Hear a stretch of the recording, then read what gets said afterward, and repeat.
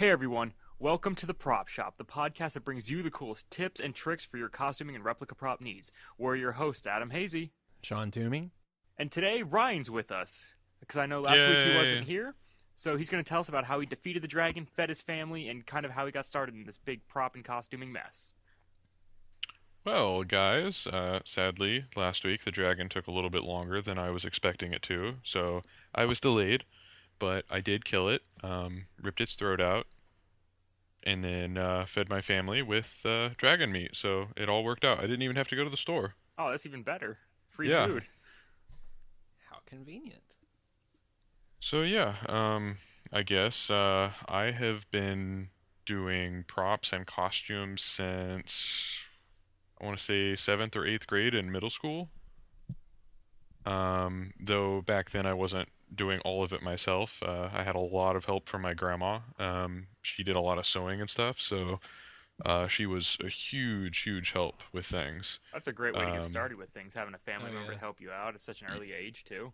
yeah, exactly. And I mean, she helped so much. I think the first costume that I really like designed, or not exactly designed, but had the idea of this is how I want to do it, and let's make this. Was it Superman? No, actually, I was Krillin from Dragon Ball Z. Oh, that's cool. Except I kind of mix smashed the like early DBZ Krillin who was bald, and then the later DBZ Krillin who had hair, because I didn't want to shave my head. Right.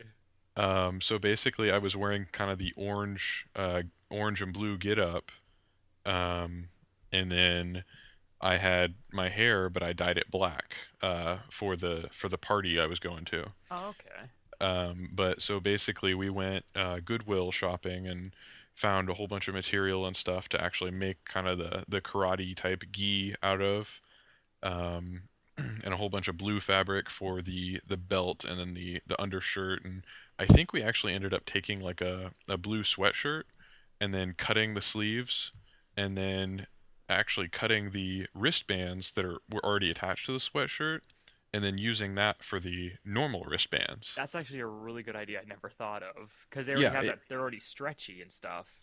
exactly. And it Yeah. fits right on your wrist. I mean, it's designed to go there, so it worked. That's a really good idea. And then the actual orange tunic and pants, we couldn't find anything in orange, anything even close to that color, in the right type of material. So we ended up buying a bunch of white material, and we bought some fabric dye at, I want to say, like Walmart in the fabric department. I don't think all Walmarts have fabric departments anymore though. Um, but so we got some orange color dye, and you had to boil it on the stove for 20 minutes or something like that. And we actually dyed the fabric till we got it the right color orange. And Grandma I must have been remember, happy about that. oh yeah, she was. She was. I mean, granted, we used a really old pot, so it wasn't that bad. But she actually enjoyed doing a lot of that kind of stuff with me. Oh, that's cool. Yeah, she helped me with costumes all the way through high school and everything. But I remember when we first pulled it out of the pot, it did not look the right color at all. Like it was like this really dark, dark orange, and I was like, "Oh no, this is wrong. This is not good." And then we took it out, and I guess you're supposed to dunk it in like a different pot of like regular water or something to Yeah. I don't remember the whole process, but after we redunked it and pulled it out and dried it and everything, it was perfect. Oh, that's always good to know. Yeah, I remember when I was doing my I had a white pilot's uniform. It was Right. just a few months ago. Anyway, I dyed it. I was dyeing it blue, and so I put it in the I had a bucket of water with the blue dye in there. I didn't boil it or anything like that, which you can do, but it's you're supposed to boil it. Anyways, I put it in, took it out. The shirt had turned purple, deep purple, and I had gotten a light blue dye. And like, oh crap, what have I done? This shirt was $30. What am I going to do? And so I'm over here freaking out, pulling hair out and everything like that, and I take it and dunk it in water. Most of the color turned or came out, but it was still like it was lavender. It wasn't really, blue or purple. It was just like Right, right. a light lavender color. So I ended up having to take and fill a bucket full of bleach and just dunk it in there for about 5 minutes.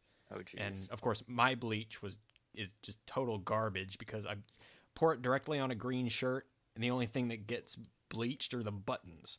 It's stupid bleach. Didn't you go from like green to pink at one point or something like that? I did. Yeah, my buttons that I had on that shirt, they went from like a tan color to a light pink because of that bleach. It's the dumbest bleach in the world. You pour it directly on the fabric, nothing happens. It's like, okay, sure. So, but anyways, put warm water, bleach, and that turn it the right color. So I know the feeling of freaking out over fabric dye. Oh yeah, it's one of those scary things when you're like, okay, this is going to be great, and then you pull it out and it does not look great when you first pull it out. Like, it looks very, very far from great. So I have a question about your curling costume because now I'm curious. Two things: did you do the dots on your forehead or no? I did actually. They had face painting at the party, and I was like, you know what? I need the dots. Okay, and the second thing is, did you destructo disc your way to victory at the costume contest? I wish. I don't even remember there being a costume contest. I just remember it was a big party. It wasn't Halloween, but I can't remember exactly what it was for. It was just some sort of big school party thing. That's cool. All you people making Dragon Ball Z references, I have no idea what's going on. You never watched DBZ? Oh my goodness. Well, I take that back. I watched maybe 2 or 3 episodes back when I was younger. How did you have a childhood? How did you miss that? With Batman. Okay. I guess that can make up for it. That can make up for it. Batman, Superman, Gundam. Did you not watch Thundercats either? I loved Thundercats. In fact, I'm wearing a Thundercats cap right now. Okay, awesome. that kind of makes up for it. Yeah, I was a huge Thundercats fan. I actually really enjoyed the series reboot that happened recently. I enjoyed it. I liked it. I thought it was all right. I had issues with it, but it wasn't terrible. I haven't seen it yet. I kind of wanted to. Don't go out of your way to see it. The original voice actor for Lion-O is Lion-O's dad in this one. So cool. It's pretty cool that they have the original voice actors, and they also I think it's I forgot the character's name. There's another one of the original voice actors for the main characters. No, it's not Tigra. It's what is his name? Skeleton? No, that's different. The Puma show. guy, whose name I don't remember. Panther? Yeah. He's the original Puma voice guy. actor, I believe. Puma guy. Yeah, I can't remember his name. The Puma Man. Yeah, there you go. Black Panthers. Exactly. Yeah. Oh, I got off topic quickly. That Oh really yeah, did. definitely. Yeah. Okay, now See, this is where what do happens when we have 3 hosts on this show. Exactly. Where do we go from here, guys? Too. Oh my goodness. Oh wow. Yeah. Hey, let's get Brad in here. No. Actually, he might be on one of the future ones. I haven't told him yet, though. You haven't told him yet. Surprise, Brad. He'll Surprise. He's cool like that. Surprise. So, since kind of last week we kind of talked about how we got into things and we kind of touched on how to get started, we figured this week we'd kind of talk to you guys about the tools and what you need to get started with. We all kind of have our lists developed, so we'll go ahead and let Sean start with his list, and then me and Ryan will kind of throw in things that we would use while Sean's doing his list. Okay. And this is we'll do PEP PEP and fiberglass first. Okay, PEP and fiberglass first. Yeah. Gloves. Those are important. Yes. For the fiberglass. Long sleeve shirt also. One preferably you don't care about. Respirator, because we don't want cancer. Respirator should be number 1. Yeah. Well, yes. Oh, and before you get too much further, on gloves, yes. Latex. I would recommend actually the non-latex gloves. Oh, okay. Right. Because they can rip. Polymer ones? There's either the nitrile, or you can even just use like the rubber like kitchen gloves. I've used those before, but like the latex gloves, certain types of resins and certain types of rubbers, depending on what you're dealing with. I mean, granted, PEP and fiberglass isn't a lot, but like if you're not using standard fiberglass resin and you're using, say, smooth cast or some other brand of resin, latex gloves can actually react with the resins. Oh, really? Yes. Okay, that's something I didn't know about because I haven't really gone out of the realm of outside of regular fiberglass resin. Yeah, and granted, like you can normally, like say you're at Walmart or Dillon's or whatever, you can normally buy latex or nitrile gloves right next to each other. Right, like in the paint aisle, I believe, for Yeah. most places. Yeah. Okay, so we got respirator gloves for PEP. Yeah, that's Oh, what and we're the, going the, with. really- the I good need a- the I good need a respirator pop too. filter, so- Like the Yeah, good $20 or respirator. $30 one from Home Depot with the double Yeah. vents. Yeah, see, I've got a. I went to just a local hardware store and I found a goggle respirator combo thing. I think it was like $5 or something, but it actually has Nice. pretty decent filters in it. So That's always good. Just stay away from those dust masks. Those aren't going to do anything for you. Exactly. hold on just a second. Another two things I would highly recommend getting if you're going to get into this is a printer and cardstock with ink. Those Yeah. are usually Yeah, pretty helpful. Let's see what are the Those are almost as filters on important as the this? respirator. I know, right? Yeah. These are gas cartridges. It says, let's see here, RC203 If the- gas cartridge for spray painting and organic vapors. Yeah, organic vapors is what you want. Yeah. Yep. If it doesn't have that, don't bother getting it. Yeah, the Yeah. organic vapors is very important. Yeah. This thing was like $5 at local hardware store. So Yeah, they can range, but it's usually the $20 ones is where you want to be if you can. Yeah, the most popular ones I think are like the 3M respirators that have like the triangle shaped cartridges. And Yep. Are those- I think I've got 2 of those. Is that gray one? yeah, Yeah. the Okay, I know gray you're- and yeah. purple or gray and pink thing. I don't know. Yeah, I've got one Colors- that's pink colors and one that's gray. Yeah. As long as it protects your lungs, you're good. Yeah, printer, cardstock. That's kind of a And not plain paper, but the actual Cardstock, good yeah, thick yeah. cardstock. I think it's Normally, like 5 pound. no. Yeah. Mine's 110 pound. I use 110 pound, 150 pack. What do I use? I don't even know. You what probably I use the same thing. It's pretty Yeah, standard. I don't know. I don't know. Most of the time when I've Um, seen cardstock, it's the 110, but occasionally I'll see like a 55 pound. Oh, really? I've actually never seen that before. I've only seen it once or twice, but I've never bought it because everywhere online recommended the 110. And this is for U.S. paper for cardstock too. I'm not Oh, sure what yes, the yes. European, Yeah. like A4, this They're on size, their but I own. don't know what their cardstock numbers are. They're on their own. Sorry, guys. Okay, X-Acto knife or razor blade for cutting out the pieces. I Some prefer people small can use scissors. Scissors. Yeah, I use I like don't- these sewing scissors because they're small and they're pointed at the end. They're not curved. Yeah, I can't really use scissors very well. Yeah, really, it just 'cause I depends don't- I what don't you're like using comfortable them. with. Because if you're using Yeah. X-Acto knife or blades or anything, you're gonna want a cutting board or something underneath you. Yeah, And yeah. if for whatever reason you can't afford or can't find a good cutting board, laying down a piece of cardboard underneath what you're cutting works too. I'd recommend a thick piece of cardboard, but yes. Yes, Yeah, very actually, thick. what I have is I've made my own cutting board just out of piece of just a little piece of press board.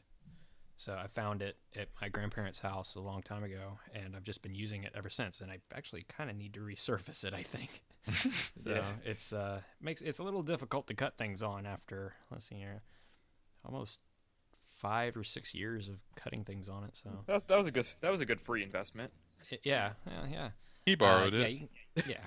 So Here, Grandma broke your board. You can have it back. It was mine to begin with, actually. So I remember. No, it was actually my sister's. He borrowed Sorry. it. Yeah. It actually. I remember what it came out of. It came out of a like a little toy crib for a doll. Actually, is what it came out of, and just took the fabric off of it and used it as a cutting board. So nobody was using it.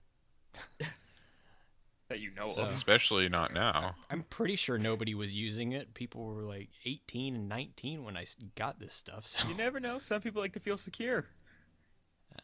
this thing was just out in a storage building in the backyard, so nobody was using it, collecting dust. All right, so let's see here. We got razor blades, knives, scissors, Scissors. cutting board.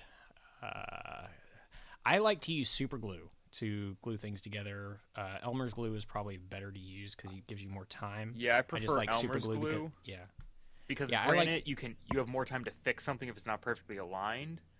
But it's also Right. like if you let your project sit, you're gonna need to end up re-gluing pieces if you let it sit too long. Like I'm talking like weeks. Yeah. See, I like using super glue because I'm impatient. Yeah, see, I'd That's just prefer not to accidentally glue my fingers together Yeah, personally. see that's how I finished a Mark 6 suit in a week, is using super glue. So, or I pepped it in a week. Yeah. Let's see here. Ryan, yeah. do you have a separate glue preference or? I personally use hot glue.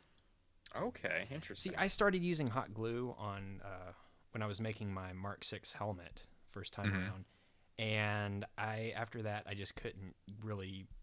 I didn't like using it anymore after that because it was just too messy, too painful. So, It is fairly messy, and I have noticed most of the people I've talked to who tried hot glue and hated it, apparently they were using the high temperature hot glue. Ooh, Mhm. I have Um, a low temp which, glue gun. But yeah, we'll get into that later. I definitely do not recommend that. I use multi-temp is what I use for all my stuff. So. Well, that's the glue, but my glue gun's low temp. Oh, the glue gun? I thought you were Yeah. talking about the glue. No, my glue's multi-temp, but Oh. the glue Yeah, gun's what heats it up. I don't know what mine is. Mine's just a little small craft glue gun. It's probably low temp. So, I don't know. But I use hot glue for stuff like foam board and stuff like that. Yeah, we're gonna so get into foam after we finish with the rest of the segment. Would foam and foam board be considered the same thing, or is it? Technically. I think it's two different things. Really? Depends. I think it's two different things. Let's see here. You need a straight edge for scoring the pet pieces. That's It's like a ruler. probably a good. I personally don't use. It's a them. very good idea. Yeah, I'd Very recommend good idea it. because it gives you because when you score the edges, it gives you a nice clean crease that you can fold on. It just makes everything nice. It takes a little more time. And with that, you probably want like a butter knife or use the dull side of the butter knife. I use the opposite end of an X-Acto knife actually. Okay, that could work too. Or what works even better is you can take a red ballpoint pen and a black ballpoint pen. And for the mountain folds on a PEP file, you use the red, and for the valley, you use a black. And Yep, I've seen several people do that. yeah, I just don't have the patience for that. I think the first person that actually brought that up, if I'm not mistaken, was Sean Bradley on the 405th. Wouldn't surprise me. Yeah, very well could be. I think he came up with that method actually, and I remember when I saw that come out, I was like, oh, that's a great idea. I'll use it, and I used it. And my second Mark 6 helmet that I made turned out beautifully because of that. Of course, now it's covered in a lump of clay, but yeah, don't ask. But let's see, am I missing anything? Anything you guys want to add? Yes, butterfly clips. Really? Yeah, because Butterfly there are some clips. files where they're partitioned off. Like when I was doing my ODST Ooh. for the first time around. Yeah. Hue Okay. holders like chest plates and everything. The files are built in sections. So because I didn't want to take the time to do each individual section different, I got butterfly clips to bring the outer, I don't want to call them tabs, but the rings around them together. I put the glue there and I had the butterfly clips hold them together. So Okay, yeah. That makes sense. So I'd get like a small box of butterfly clips. Yeah, that totally makes sense.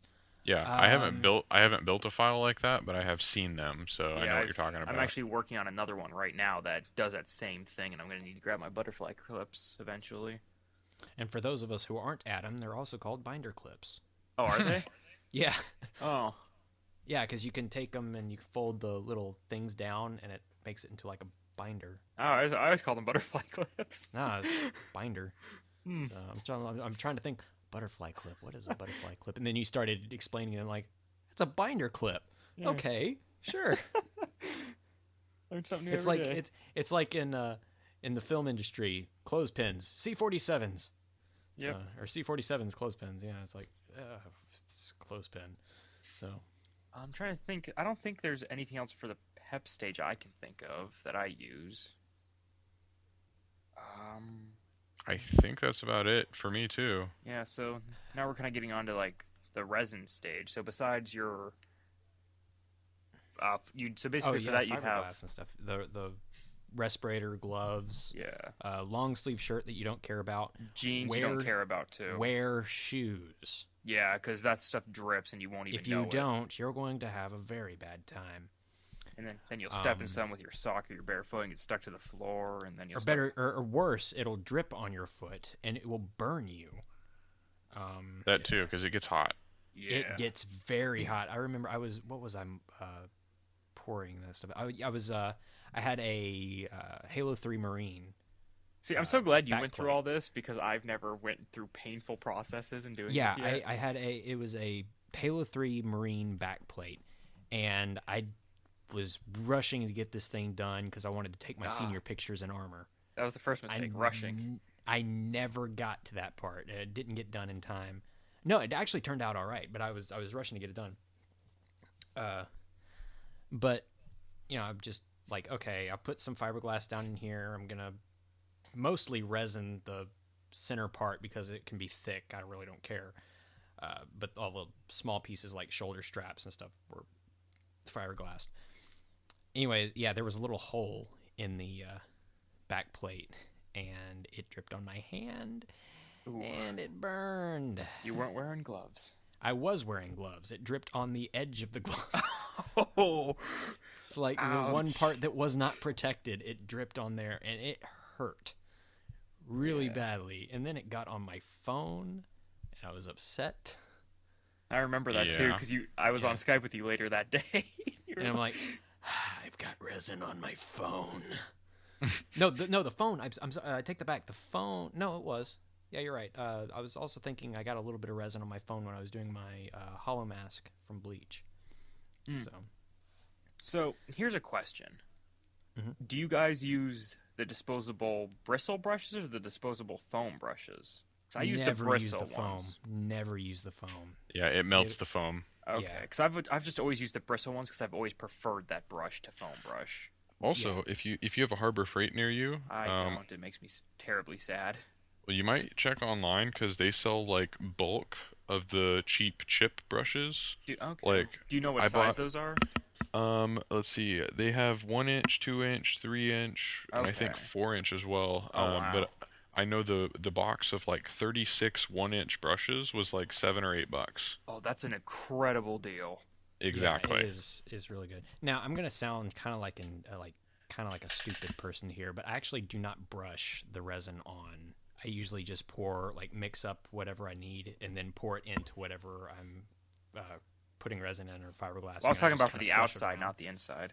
Oh, see, I don't resin the outside. Oh, really? Either. Yeah, I don't. I just do that because I can go, all right, I'm gonna either resin the outside or just leave it the way it is, and then either just add Bondo to the outside or sand it down and Interesting. do that. I mean, either way. Because really, you're supposed to just sand the paper off. Right. So I've been doing it it wrong. really doesn't matter. It really doesn't matter if you resin the outside. Now, I could be totally wrong. It's just the way I do it. Sometimes it is easier to sand it down when the outside's been resined, because sometimes if it's just the cardstock still. Now, granted, depending on how thick you put it on the inside, sometimes it'll soak all the way through the paper, anyways. Right. Yeah. But if you don't resin the outside, sometimes when you go to sand it, it'll actually kind of shred the paper and make a big mess. Right. Yeah. See, like I just pour the resin in, and I just because I don't even remember the last time I brushed resin on anything. Because the last time I did that, it turned out like crap. Oh, see, because I've always brushed the outside and then I pour into the inside usually. Yeah.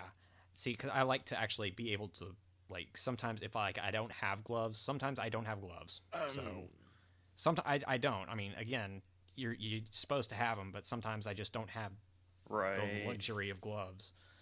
So, I hold it, kind of like, okay, where can I hold this to where it's not going to get on me? And okay, just pour this in here and just kind of let it run around, evenly coat everything. And then if there's it settles in the middle, well, that's actually where I kind of need a little bit of support, is in some parts in the middle. Sometimes now with other things let's see here, like my hollow mask that I've got. I said that like a Southern person. You are a Southern person. I know. So like my holla mask that I got right up the middle, it's really thick towards the forehead part, but it's kind of thin in the edges, and I should have put a little bit more resin there, but Yeah. I forgot what I've even been talking about, so I'm probably going to cut that part out in editing. Nah, we're gonna keep it. Okay. Editing's too much effort. Yeah. But so after you got your paintbrushes, the next big question is cloth or matte? I think it really depends on what you need. They're so messy. Either one is messy. I always use the cloth because it's not like shredded. It just looks nicer. The cloth is really, it's there for convenience, but the matte is for strength, I think. That's what I've heard too, because it has so many overlapping layers going in different directions. Though honestly, I've heard, now don't take my word for it because I could be incorrect, but I've heard that alternating not only the two different types, but kind of laying them at 90-degree angles to each other will make them even stronger. That makes sense. Yeah, that makes sense, actually. I don't understand why that wouldn't work to make something stronger, actually. Because I've never actually used the cloth before, just because the matte just... Wait, no. I've never used the matte before, because the cloth just looks aesthetically nicer. Right. Yeah, it does. And, it's more... I think it's, like, for... I'm trying to think of an example. Like, I know somebody who makes... like displays for fireworks stands, and he's got this giant rocket that he made. Yeah, you know a guy? Yeah, I know a guy. Sean knows all the guys. Oh, good grief. I've known this guy just about all my life, really. He's known this guy before he knew any of the other guys. Yeah. No, seriously. I mean, let's see here. His wife was my kindergarten teacher, actually. Oh, nice. Yeah, it was really cool. He makes, he used to do, he had a business for repairing cars and restoring cars out of his backyard until the city shut him down a few years ago. Oof. It was really, really kind of crappy, but whatever. Not the business, just the whole deal with the city shutting him down. But anyways, he makes displays for fireworks stands and stuff like that. And so, but he's got, like, I mean, on the outsides of those displays and the rockets and stuff like that, you can see the mats or the cloth fiberglass sometimes or sticking out of there if it's like really old. Okay. So, yeah. That's kind of cool. Another good example is if you ever go to like some of the older exhibits at like zoos and stuff like that, or zoos or museums, you can see some fiberglass mats sticking out of through the paint. Right. Stuff like that. So I mean, it's used more for display stuff, but I think if you're wanting to like actually use it, the mats are more your thing. I'm rambling now. Yeah, it's okay. I think I would have to agree with him though. I think the cloth a lot of times, like he's saying, I think it gives off a more smooth surface. Like I don't think you have to do quite as much finishing work to it if it's going to be on your outside.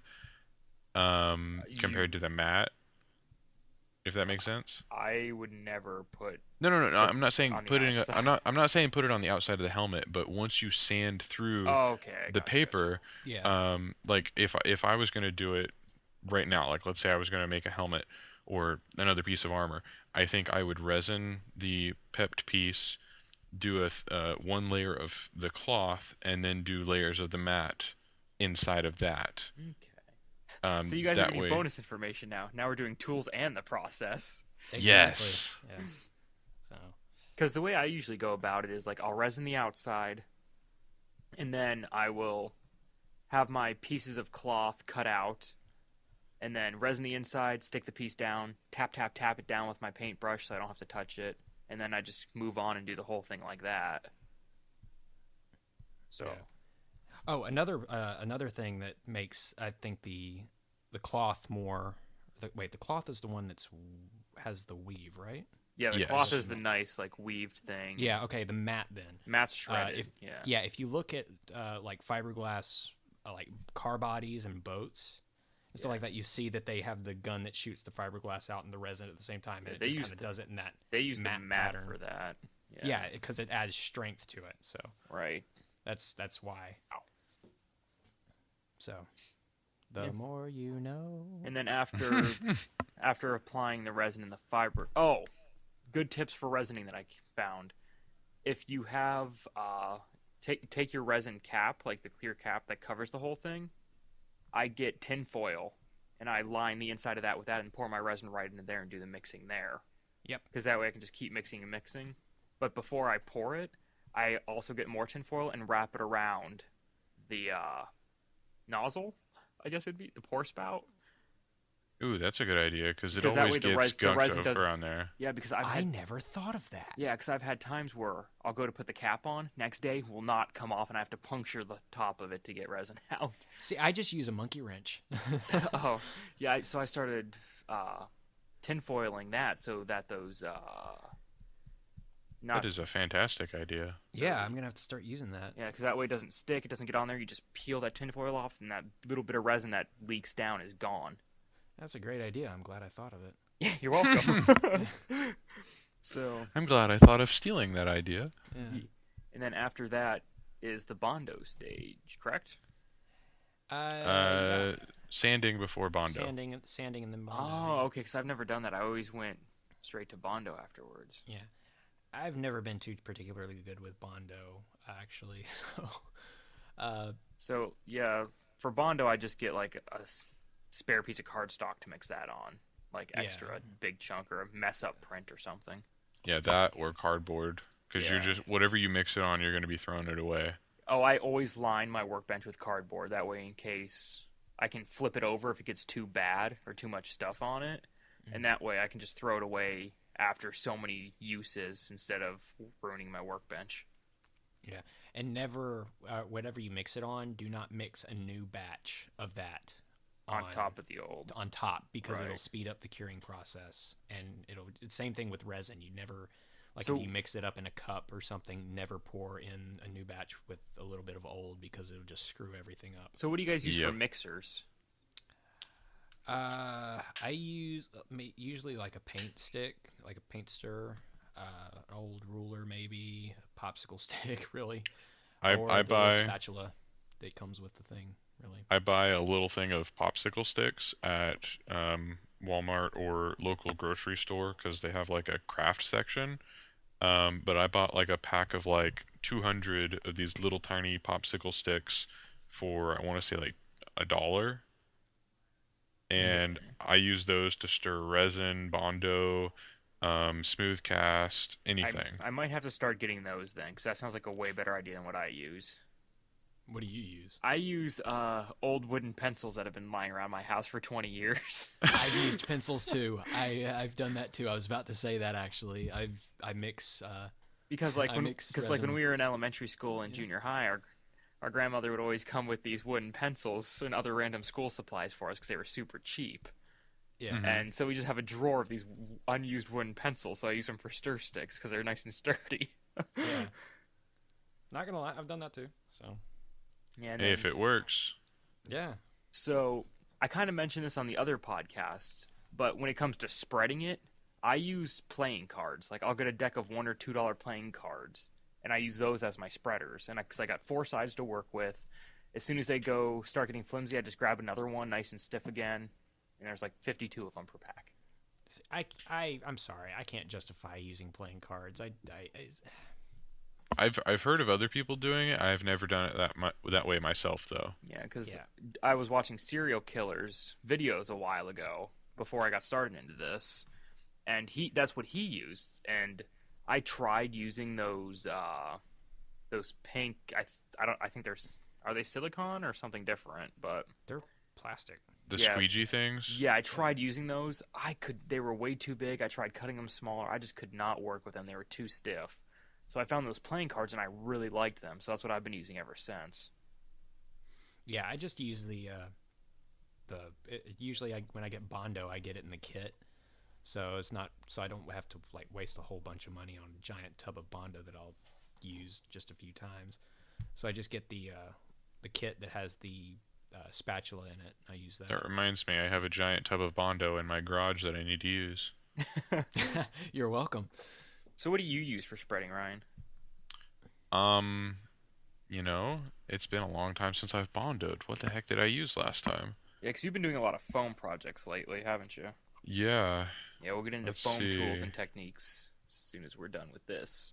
I think I just used the little pink spreaders, but I hated it. Okay. Next We time, do from at work. I work at a vinyl graphic shop. We have these little yellow kind of rubbery spreaders, and they're much more flexible than the pink ones. I think I used some of those last time too, Hmm.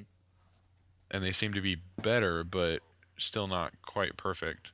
I'm gonna go ahead and recommend trying those playing cards then next time, just because they have the flexibility and you get like because they are like a cardstock material, they do Uh-huh. get flimsy. I don't want to say fairly quickly, but quickly. But you got 4 stiff sides to work with. As soon as they all go limp, you just grab the next one off the pile. Right. Yeah, I'll definitely give it a try. Yeah, I just found my Bondo spatula, and I'm trying to figure out why you didn't like it. I mean, it's not flimsy or anything. It's pretty stiff. Yeah, that's the problem. That it was too stiff and it was too big. For me, anyways. Some people might like them better. It also depends on it's what easy. exactly you're bondoing, in my opinion. Yeah. Okay, yeah, I can see that because you got like the tight spaces and the stuff like that. So I can see that. And then after that comes sanding. Again. Yeah, sanding. I usually Lot, go for lots imperfections. and lots of sanding. I go from 100 grit to a 220 to a 400 when I do my sandings. Yeah, so you just work your way to a fine grit, so you can. Yeah. And then I don't guess know if then- Ryan or you do use different grits, but I basically go from 100 to 220 to 400. Because I know there's other ones in between all that, but I just kind of make those jumps. I use whatever I feel like.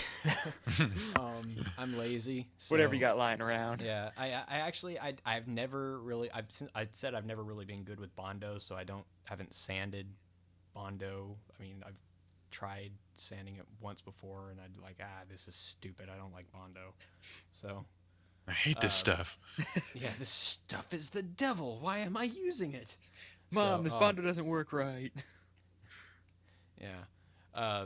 But I just, for a lot of my projects, I just use whatever sandpaper I can find. I know it's different. Grit has different uses, but I just, whatever works for me, really. So, I know, don't do what I do at all. Don't do it. I'm doing it incorrectly. I know. Sean's making the mistake so you don't have to. Exactly. Exactly. I'm like the Mythbusters, you know. Don't do this at home. Yeah. So no, but I've got let's see here. I know my thing has changed. Let's see here. Probably a 220 is my favorite to use. Really. Ryan, do you remember the last grits you were using? Mm, Probably about the same as me, I would assume. I think so. Like I start with a pretty like a low number, which is the really tough grit. Right, because I know And some then- people like to do an 80 to a 100 to a 150 to like they do the whole 9 yards of it, where it's like they hit all the sandpapers. Yeah, I don't think, depending on what you're doing, I really don't think you have to always go to that much trouble. Because to me that seems like a lot of extra work. Yeah. Like if you use the heavy grit and get it rough to what you want it, then you move your way up. I think I only changed maybe 2 times. Like I've got the one heavy, like an 80, and then I'll jump up to like a 150 or a 200, and then I might, if I really want it like really really smooth, I might jump up to like a 400 or something like that. Yeah, because like with the Power Ranger helmet, I basically went from the 100 to the 220. And that after that 220, that's when I started filling in holes and gaps I've noticed, which I have to still finish on the teeth. And then to get the helmet smooth, I grabbed that purple 400 and went to town on that. Right. Wait, yours is color coded? The 400 I get is purple. The rest are just that yellowy gravelly color. See, I've got a pack of just 3M sandpaper, and there's no colors. Yeah, I don't get It's the all packs. I it's get the all just individuals. sand colored. So Well, that's depressing. it's sand colored Sand colored. with little bits of metal and glass. So Yeah. so And then it comes to painting, basically, right? prime Priming. first. No. Why not? Spot putty. You need spot putty too. To fill I in would any of the small holes. Yeah, like this, because they're the ones that are going to be too annoying for Bondo, and then I hit that with the 400. See, that's why I say you prime first to find the holes, because it makes it a little You easier can, to spot. or if you have a really nice lighting, you can find them ahead of well. time. Yeah, priming See, I've always definitely heard- does help. Yeah, I've always heard prime first because that's how you look for the holes, and then you go back and rebondo or spot putty or whatever you want to do. That just annoys me sometimes, because then you got to reprime before you paint again, and then you'll find more holes, and then you got to do them again. And Well, I mean, it's just. but yeah, it's a process that you're supposed to do. Yeah. Again, do as we say. So. Not necessarily as we do. And then for painting, because I don't have an air compressor, I just use spray cans.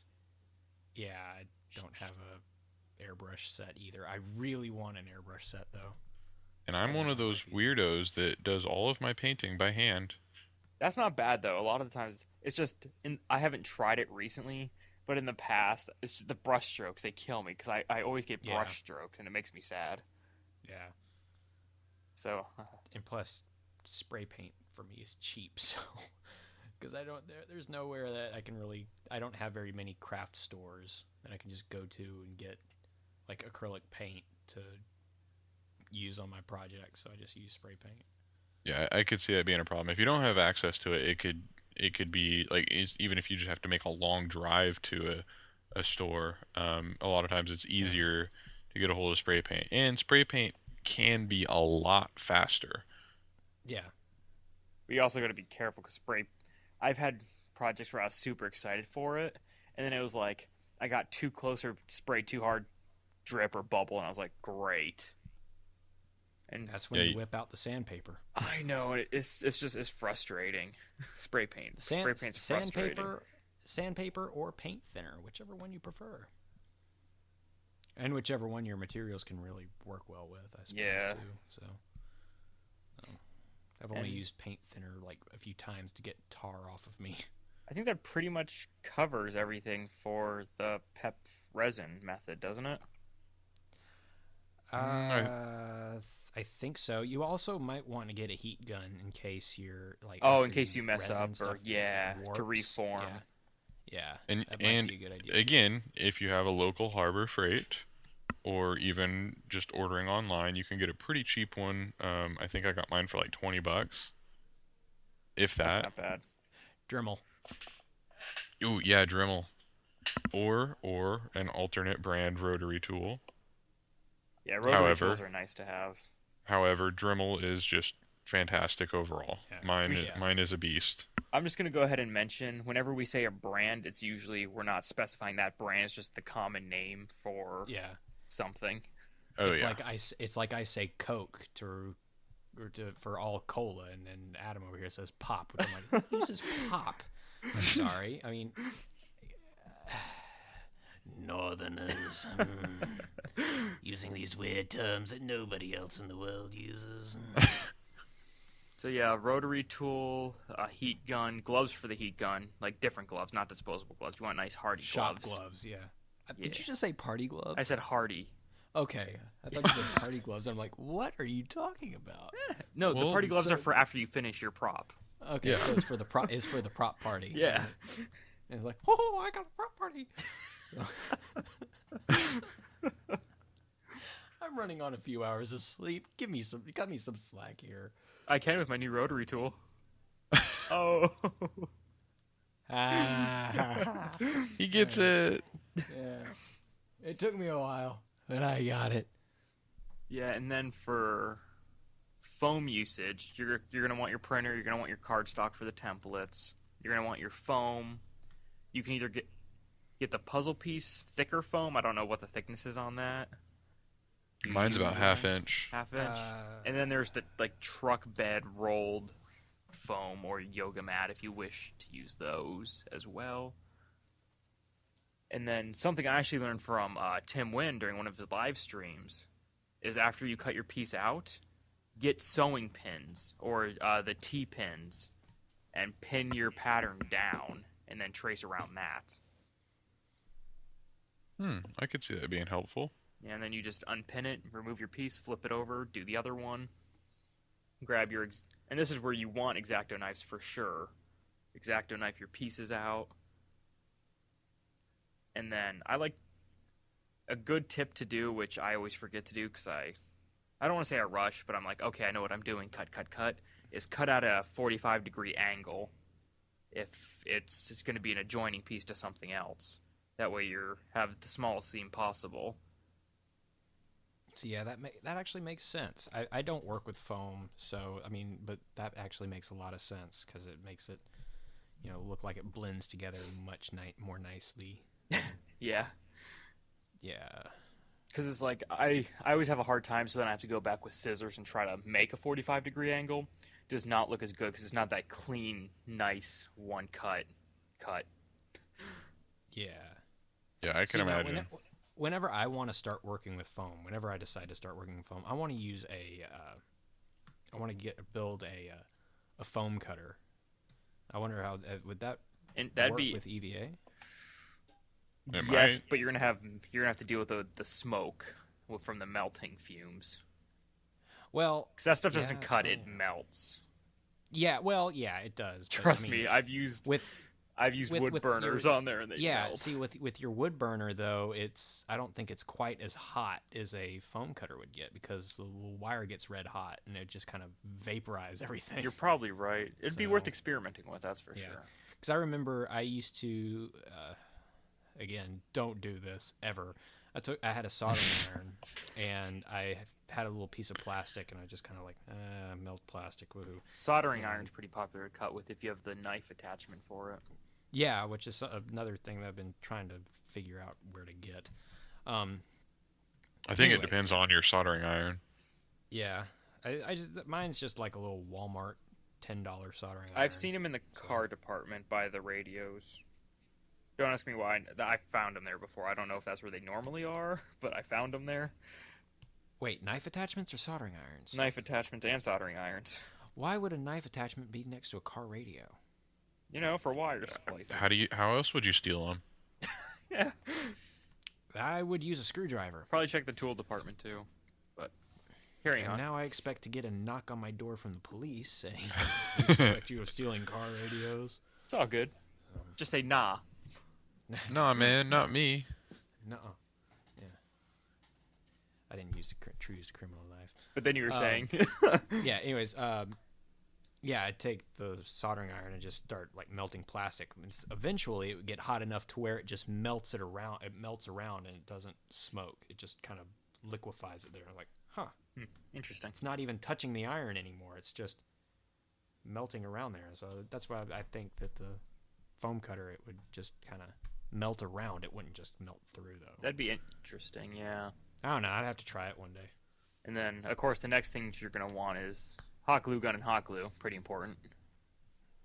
Yeah. I don't know any other glue that you could use for it, really. Rubber cement, maybe? Or would that be too flimsy? I don't think that would hold up well enough.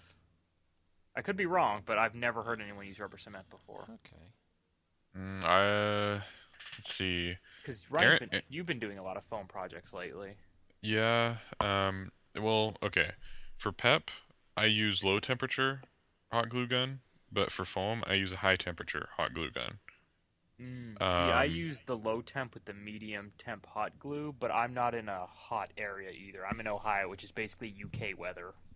Right. So for you, you might not necessarily need it as much, but the low temp, like if you're what? Okay, the audience at home cannot hear this, but we're communicating over Skype because we are like way far away from each other, and he just kind of glitched out like a angry woman. Yeah, Ryan, are you back? Okay, you're good. Yes. Your audio's good again. I almost broke out into Domo Origato, Mr. Roboto. Wow. I don't know what would have happened. Where was I? Oh yes. If you live, say like Texas or Florida or somewhere that gets really hot in the summer, I've known a few people who have left their foam armor pieces out in their car, even just for short periods of time, maybe 30 minutes. And they'd come back out to the car, and pieces would be disconnecting from using low temperature hot glue because it melts. I mean, that's the whole purpose of hot glue is you melt it to apply it, and then you don't get it hot again, so it doesn't melt again. But if it's out in your car, I mean, it doesn't take a lot. I mean, it can be like 100 degrees outside, which for you, Adam, that That's might like sound like record a temperatures. yeah. For us That's just here a in normal summer. yeah, for us here in Kansas, I mean, even I'm a little bit further north than what Sean is, I think. Yeah, But big time. even here in Kansas, we've had 120-degree Fahrenheit summers before. See, for us, Um, that's stay home. yeah, well, for us, like That's cute. That's I cute. Hey, I think it winter's was coming. We're prepared. You're not. I think it was I think it was like 2 years ago we had our record set of number of days in a row that were over 100 degrees, and we broke 50 days in a row. Wow. Yeah, and that was exciting. And then also we get the opposite of that. We get negative Uh-oh. 20 or so in the winter sometimes. So we've got like a 140-degree Ryan? temperature gap. Um, Did I Are you drop out there? again? you're dead again. Am I having problems? Oh, Sean, are you here? I'm here. Can you guys hear me? Oh, Hello? you're both dead now. I'm alone. Okay, Okay. we're back again. Yay. I got Now ho we're Yeah. and the internet went out earlier. Yeah. So Adam's That was being fun. super unprofessional, eating during the recording. No. Have a little bit what of a- studio etiquette that's non-existent apparently. What an unprofessional person. I know, seriously. Who hired this guy? I don't did. know. Well, You hired yourself? Yes, I probably. I guess not. I Foam. did good today. I'm gonna give myself a raise. So foam melts in hot weather, and by foam I mean the hot glue. Yes. The foam should not melt. If you're in that hot of weather, you should not be living in a volcano anymore. Get off Mustafar. yeah. Yes. But yeah, high temperature hot glue on the other hand needs a really high temperature to melt. Hence why it's called high temperature hot glue. The okay, you can buy the multi-temp glue and basically it'll work in a low or a high temp gun. So it's not recommended for hot environments. Right. If you are in a hot environment or if you're going to a convention in a hot environment, I would recommend if you're doing a foam build to get the glue that actually states high temperature hot glue.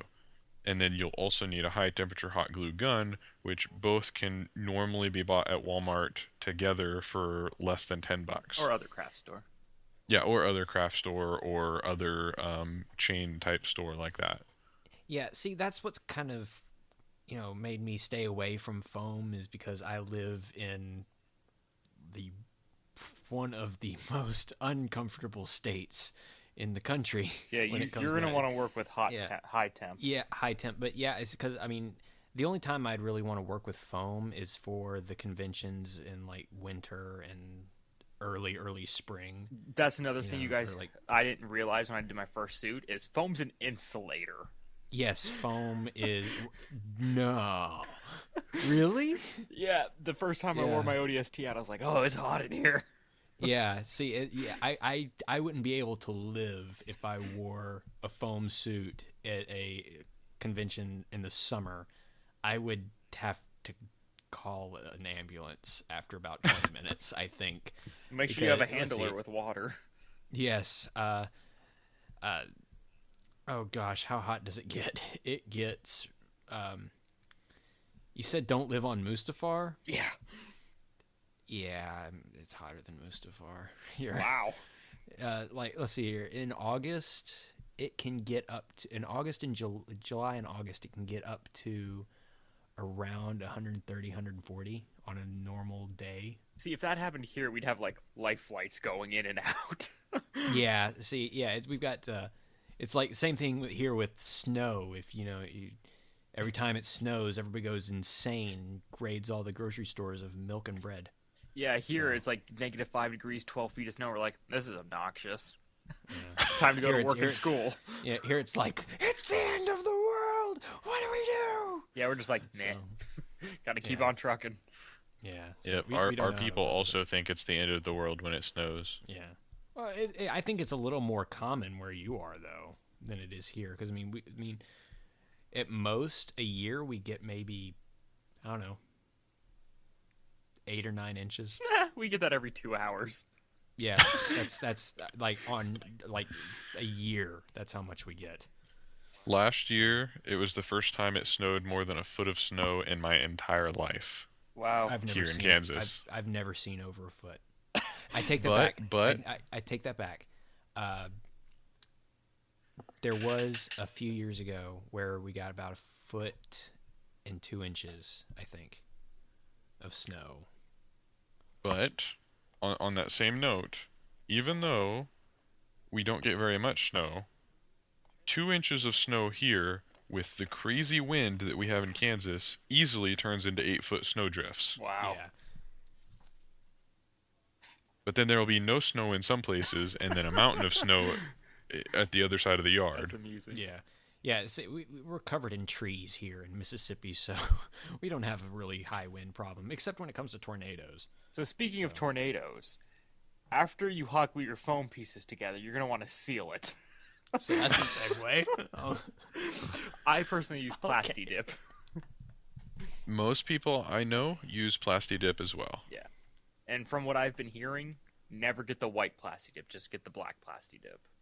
I didn't even know there was a white Plasti There Dip. is. I seen Why? a video about it because the white speckles and dries unevenly and it looks bad. Really? Yeah. I would just think it was Plasti Dip, but without the black dye. No, because the white is such a light color, you will see any splotching. And, Huh. and it Interesting. makes priming and painting way more difficult. Okay, that makes sense. Yeah. Now, what about the other colors? Don't know, never ever Like- seen anybody like use it yellow? before. Because I've seen, like, on the can, the Plasti Dip can, they've got it in yellow, and they use it just, like, to... Don't believe the can. It's like they dip the ends of, like, a wrench or something, or pliers. That's different. Like, it's really I use smooth. the spray. I've never seen anybody use Well, the yeah, I know paint you on. use the spray, but I'm like, I wonder if they got it. I've never seen anyone use the liquid before. I don't know. I've never used the stuff before. But yeah, Plasti Dip's how you want to seal it, and then you can go about painting. And that's about it. Foam's kind of simple. Kind of. Do you have anything that you use, Ryan, that we didn't mention yet? Let's see here. Very sharp knife. A lot of them. Need a lot Yes. Or you can buy one of those really cheap knife sharpeners, like for a pocket knife. Jeremy Sloan has been doing that a lot lately. of them. Yeah, he's- I've heard that's the most economic in the long run. Yeah, he bought like a $5 knife sharpener, and then he just resharpens his same blades over and over and over. Yeah, because I just get those $1 disposable dual pack from Big Lots. Yep.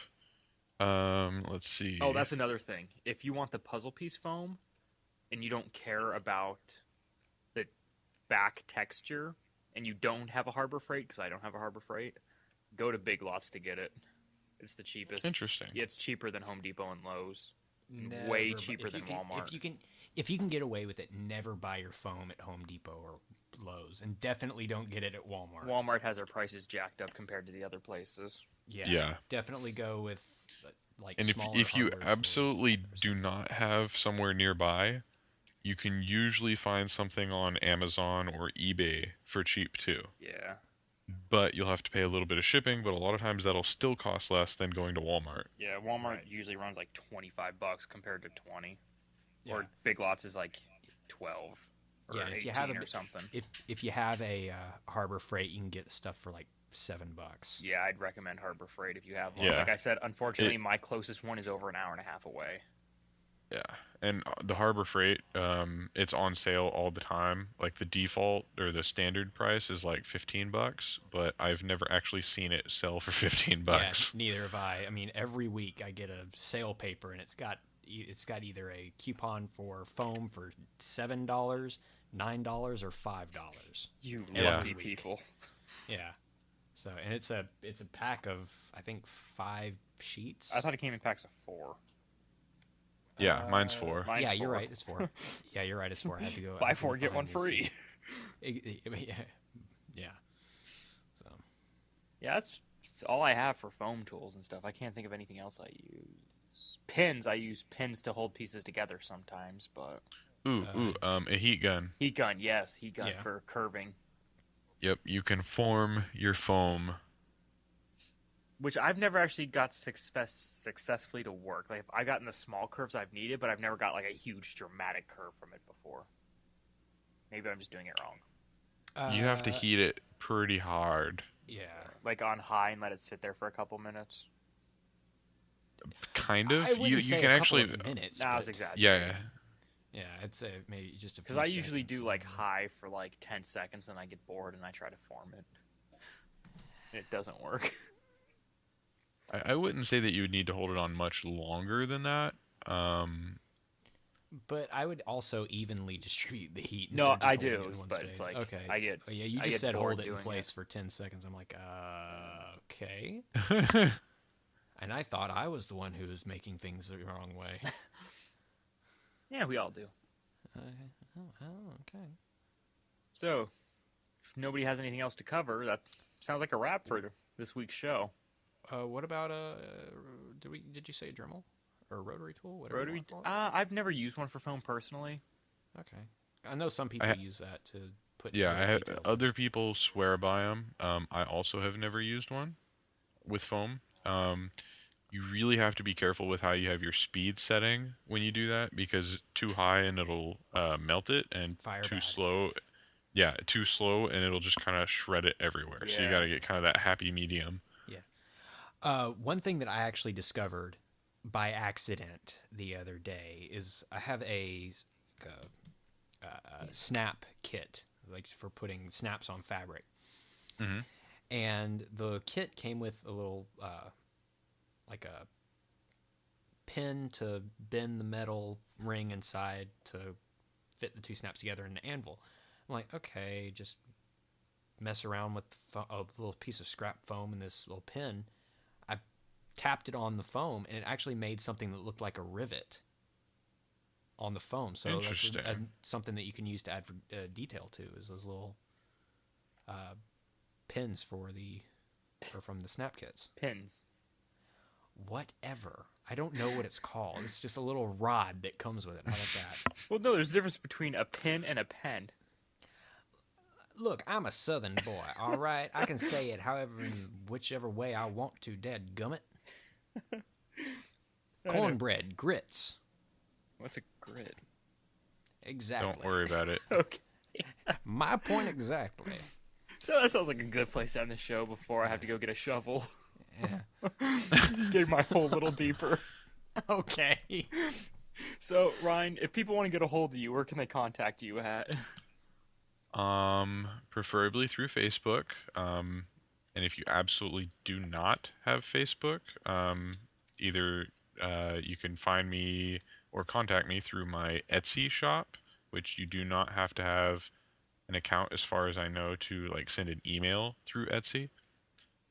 And even if you do, it's free, so it's not like you're losing anything setting up an Etsy account.